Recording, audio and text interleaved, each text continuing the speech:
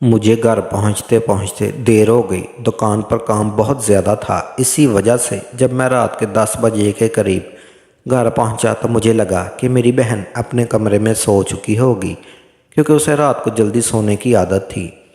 अम्मा और वो एक ही कमरे में सोते थे, इसलिए मैंने उसे परेशान ना किया कि कहीं अम्मा की नींद भी खलल में ना पड़ जाए। और फिर मैंने बिना आहट किए कपड़े तब्दील किए और ख़ुद ही बावर्ची खाने से खाना लिया और खाना खाने लगा। इतने में मुझे अम्मा की आवाज़ आने लगी। अम्मा पूरी तरह बातचीत नहीं कर सकती थी। फालज के अटैक की वजह से वो सिर्फ गूं गां जैसी आवाज़ें ही निकालती थी। कुछ देर तक तो मैंने ये सोच के अम्मा की आवाज़ को नज़रअंदाज किया कि रचना मेरी बहन अम्मा को देख लेगी, लेकिन फिर जब मुझे मुस्तकिल अम्मा की आवाज़ें और शोर महसूस हुआ तो मैं खाना छोड़कर फ़ौरन अम्मा के पास गया और ये देखकर मेरे होश उड़ गए कि वहाँ मेरी छोटी बहन मौजूद ही नहीं थी और अम्मा पानी के लिए परेशान हो रही थी। मैंने जल्दी से अम्मा को पानी पिलाया और फिर अम्मा से रचना के बारे में पूछा तो अम्मा ने इशारों में जो मुझे बताया वो सुनकर मैं हैरान रह गया। अम्मा ने इशारों में मुझे समझाया था कि रचना पड़ोस में गई है। पड़ोस वाली 35 साला आंटी से रचना की ऐसी भी क्या दिल लगी हो गई थी कि वह रात को इस पहर उनके घर चली गई थी। मैंने फ़ोन किया कि वो देर से आऊँगी, शायद मुझे रात का 1 बज जाएगा। हो सकता है यही सोचकर वो खामोशी से चली गई हो। उसे लगा होगा कि मैं घर आऊँगा ही नहीं, लेकिन मेरा काम जल्दी ख़त्म हो गया था और मैं जल्दी आ गया। लेकिन रचना की यह हरकत मुझे काफ़ी चौंका देने के लिए थी। मैं सोच में पड़ गया। फिर दिल में अजीब अजीब ख्याल आने लगे। रचना जवान हो रही थी, उसकी हिफाजत मेरी जिम्मेदारी थी। मैंने अम्मा को पानी पिलाकर बिस्तर पर लेटाया और ख़ुद दबे पाँव छत के रास्ते से ही बराबर वाले घर में उतर गया। मैं देखना चाहता था कि मेरी बहन वहाँ क्या करती है। एक 35 साला औरत के साथ इतनी गहरी दोस्ती बहुत ही अजीब सी बात थी, क्योंकि उम्र का बहुत फ़र्क था। ऐसे में दोस्ती जैसी चीज़ कैसे मुमकिन थी। और फिर ये देखकर मेरे होश उड़ गए कि मेरी बहन तो 35 साला आंटी के शौहर के साथ बड़ी ही नाज़ेबा। हमारे घर के हालात अच्छे नहीं थे। अब्बा का बहुत अरसा पहले इंतकाल हो गया था। अम्मा बीमारी की हालत में बिस्तर पर पड़ी थी। उनके जिस्म का एक हिस्सा फालज ज़्यादा था, जिसकी वजह से उनके लिए बिस्तर से खड़े होना भी मुश्किल था और मेरी बहन बहुत मुश्किल हालातों में गुजारा कर रही थी। मेरे सिर्फ 17 साल का था और घर की सारी जिम्मेदारी मेरे कंधों पर थी। 12 साल की उम्र से ही मैंने छोटी मोटी नौकरियां शुरू कर दी थी और अब मैं एक ही दुकान पर काम कर रहा था। लेकिन घर का गुजर बसर बड़ी मुश्किल से होता था, क्योंकि सारी तनख्वाह अम्मा की दवा में उठ जाती थी। ऐसे में मेरी जवान होती हुई बहन की बहुत सी ख्वाहिशात थी जो बिल्कुल अधूरी थी। कभी वो अच्छे कपड़ों की ख्वाहिश करती तो कभी उसे मेकअप और ज्वेलरी चाहिए होता। कभी वो दबे दबे लफ्ज़ों में मुझसे कहती कि भाई, कब तक हम ऐसी ज़िंदगी गुजारेंगे, मैं एक अच्छी ज़िंदगी गुजारना चाहती हूँ। और मैं उसके सर पर हाथ रख कर कहता, बहना, एक ना एक दिन हमारे हालात भी ठीक हो जाएंगे। लेकिन मैं अंदर से जितना था ऐसा मुमकिन नहीं है, क्योंकि घर के मामला कुछ ऐसे थे कि मेरी पढ़ाई अधूरी रह गई थी और बगैर पढ़ाई के मेरी कोई अच्छी नौकरी होना मुश्किल था। इतने पैसे नहीं थे कि मैं कोई कारोबार शुरू कर सकता। जो मैं कमाता वो दवाओं और बिजली के बिलों में उठ जाता। ऐसे में हालात का ठीक हो जाना किसी मौजज़े की तरह था। मुझे तो ये नामुमकिन बात ही लगती थी। लेकिन फिर मुझे भी रचना से कहता कि तसल्ली रखो, तुम्हारा भाई है ना, सब ठीक हो जाएगा। लेकिन फिर भी कुछ ठीक ना हुआ। ज़िंदगी की गाड़ी ऐसे ही चल रही थी। मैं 18 साल का हो गया, रचना 15 साल की। अपनी उम्र से पहले ही उस पर भी घर की सारी जिम्मेदारियां आई हुई थी, इसलिए वह सारा दिन घर के कामों में मसरूफ़ रहती थी। थकन से चूर उसका चेहरा कमलाया नज़र आता तो मेरा दिल बड़ा दुखता, क्योंकि बचपन में ही वो अब्बा की बड़ी लाडली थी।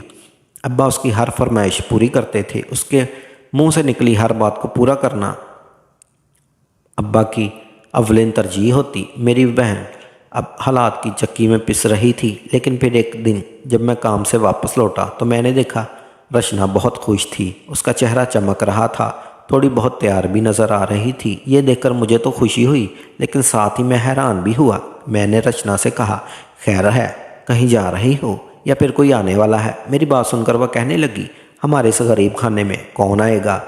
मुझसे तो कोई लड़की की दोस्ती भी नहीं। हमारे घर के हालात ही ठीक नहीं, अलबत्ता मैं कहीं गई थी। ये कहकर वो मुस्कुरा उठी। मैंने हैरत से पूछा, तुम कहाँ गई थी?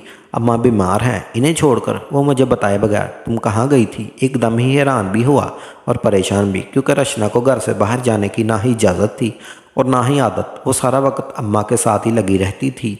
वो बहुत ही सीधी सादी सी लड़की थी, इसलिए मैंने उसे ज़माने की हवा से दूर ही रखा था।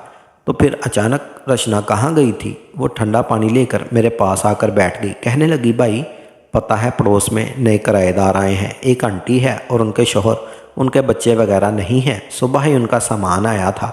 मैंने अम्मा के सामने जिक्र किया तो अम्मा कहने लगी, नए पड़ोसी हैं, पूछ लो किसी चीज़ की, कोई ज़रूरत तो नहीं। बस वही पूछने के लिए उनके पास गई थी तो थोड़ा तैयार हो गई कि उन पर हमारा इम्प्रेशन अच्छा पड़ेगा। बहुत अच्छे लोग हैं, आंटी तो बहुत ही अच्छी हैं। मैं बहुत मोहब्बत से अपने घर में बिठाया, शरबत पिलाया। घर भी उनका तकरीबन सेट हो गया है, उन्हें किसी चीज़ की ज़रूरत नहीं। पैसे वाले लोग लगते हैं। ये कह रहे हैं कुछ अरसे के लिए यहाँ आए हैं, उनका अपना घर बन रहा है, उसके बाद वो लोग यहाँ से वापस चले जाएंगे। बहुत बड़ी सोसाइटी में वो बंगला बनवा रही हैं। रचना बहुत ज़्यादा दिलचस्पी और हसरत से उनके बारे में बता रही थी। रचना की बातें सुनकर मैंने कहा, किसी से इतनी जल्दी मुतासर नहीं होना चाहिए तुम्हें। क्या पता कि उनके हालात कैसे हैं, या वो सच कह रहे हैं या झूठ। अनजान लोगों के घर जाते हुए एहतियात करनी चाहिए। अम्मा को भी तुम्हें वहाँ नहीं भेजना चाहिए था। रचना कहने लगी, अरे झूठ क्यों कहेगी, आंटी ने खुद बताया है। कह रही थी कि कभी तुम भी चलना, तुम्हें भी अपना घर दिखाऊंगी। उन्होंने तो मुझे मोबाइल फ़ोन पर अपने बनते हुए घर की वीडियो भी दिखाई। मैंने रचना से सख्ती से कहा कि उनके साथ कहीं जाने की ज़रूरत नहीं, वो अनजान लोग हैं, और अम्मा को इस तरह छोड़कर भी घर से कहीं नहीं जाया करो। और अगर पीछे से अम्मा को किसी चीज़ की ज़रूरत पड़ गई तो अम्मा तो किसी को आवाज़ भी नहीं दे सकती। अम्मा के इशारे भी सिर्फ तुम्हें और मुझे ही समझ आते हैं। मैंने ज़रा सख्ती से कहा तो रचना खामोश हो गई। कहने लगी, ठीक है। और फिर उसने खाना लगा दिया। मैं खाना खाकर कुछ देर अम्मा के पास बैठा। थकान से मेरी हालत पूरी थी और इसलिए लेटे ही मुझे गहरी नींद आ गई।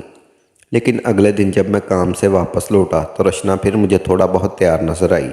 मैंने पूछा तो पहले कुछ हिचकिचाई, फिर कहने लगी, बुरा वाली आंटी ने बच्चा भेजकर बुलवाया है, इसलिए मजबूरन मुझे जाना पड़ा। उन्हें करीबी मार्केट का कुछ इल्म नहीं था, इसलिए वो मुझे कुछ चीज़ों और दुकानों का पता वगैरह पूछ रही थी। मैंने रचना की डरी सहमी सी शक्ल देखी तो उससे कुछ भी ना कहा, क्योंकि मुझे लग रहा था अगर मैं ज़्यादा पाबंदियाँ लगाऊंगा तो कहीं वो मुझसे आज जाना ना आ जाए, क्योंकि कम उम्री में ही उस पर न सिर्फ घर की जिम्मेदारियाँ थी बल्कि बहुत ज़्यादा मुश्किल हालात की वजह से भी वो परेशान हो जाया करती थी। जिस उम्र में लड़कियाँ खेलती कूदती हैं, सहेलियों के साथ मज़े करती हैं, उस उम्र में वो हांडी चूल्हा करने लगी थी। अब ऐसे ही अगर मैं सख्ती करता तो वो मुझसे बदज़ुबान हो जाती। बस इसीलिए मैंने उसे कुछ भी ना कहा, और जब मैंने कुछ ना कहा तो उसके चेहरे पर मुस्कुराहट आ गई। उसे कोई देखकर मुझे अच्छा लग रहा था। वो मेरे पास आकर बैठी और कहने लगी, भाई अगर आप इजाज़त दे तो कभी कभी पड़ोस वालों के घर जाया करूं। आंटी वाकई अच्छी औरत हैं, बहुत मोहब्बत से पेश आती हैं और कुछ मेरा दिल भी बहल जाता है। मैंने कहा, ठीक है, लेकिन अम्मा से पूछ कर जाया करो और अम्मा की ज़रूरत पूरी करके जाया करो, ताकि तुम्हारे पीछे अम्मा को कोई तकलीफ़ ना हो। रोशना ने फ़ौरन हाँ में सर हिलाया और कहने लगी, ठीक है भाई, मैं सारे घर का काम मुकम्मल करके ही आंटी के पास जाया करूँगी। दरअसल उनकी कोई औलाद नहीं ना, वो बहुत तन्हा महसूस करती हैं। फिर नया मोहल्ला है, इसलिए उनका यहाँ भी दिल नहीं लगा। रचना की बातें सुनकर मैं खामोश रहा। मैंने उसे इजाज़त तो दे दी, लेकिन दिल फिर भी कुछ परेशान था, क्योंकि अम्मा की हालत ऐसी नहीं थी कि वो उस पर नज़र रखे और अब्बा सर पर नहीं थे। ऐसे में रचना का ध्यान रखना मेरी जिम्मेदारी थी। मैंने सोचा कि पड़ोस के बारे में कुछ मालूमात वगैरह कर लूँ, मुतमिन हो जाएगा। फिर इत्तेफाक ऐसा हुआ, अगली सुबह मैं काम के लिए निकल रहा था कि मुझे दरवाजे पर वो 35 साल आंटी नज़र आ गई। मुझे देखकर उनके चेहरे पर धीमी सी मुस्कुराहट आई। मैंने भी हिम्मत करके उन्हें सलाम कर दिया। फिर वो पूछने लगी, तुम रचना के भाई हो?